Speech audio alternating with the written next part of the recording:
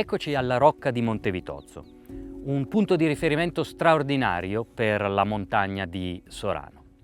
Ci troviamo al centro degli usi civici di Monte Vitozzo. Intorno a noi si dispiega un panorama a 270 gradi che va dall'Umbria al Lazio, alla Valle del Fiora, al mare e alle isole. La prima citazione della Rocca risale al XII secolo, un privilegio di Clemente III in favore dei canonici della cattedrale di Sovana. In questo documento compaiono la Rocca, il villaggio e la chiesa di Santa Croce. Successivamente, nel XIII secolo, la Rocca passò sotto il controllo dei signori di Montorio e quindi sotto l'influenza della città di Orvieto. Col passare del tempo, nel secolo successivo, il sito divenne appannaggio dei Baschi e quindi anche i rapporti con la città di Orvieto si guastarono e intervenne la città di Siena. Il sito passò poi sotto il controllo della contea Orsini e ne seguì le vicende, diventando poi appannaggio del Granducato di Toscana.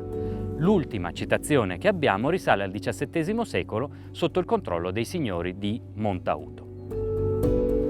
La visita al sito è piena di curiosità e indizi interessanti dal punto di vista storico.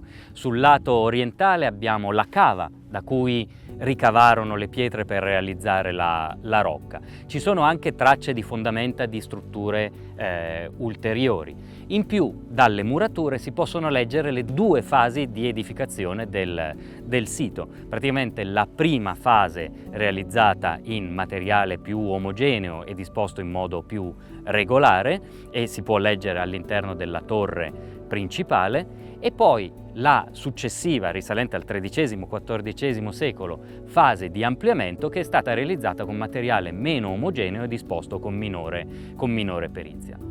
Inoltre, sul lato meridionale del castello è possibile vedere una seconda cinta muraria, quella che circondava il villaggio di cui si possono ancora leggere nel terreno le fondamenta di edifici che si addossavano alla cinta muraria per l'appunto.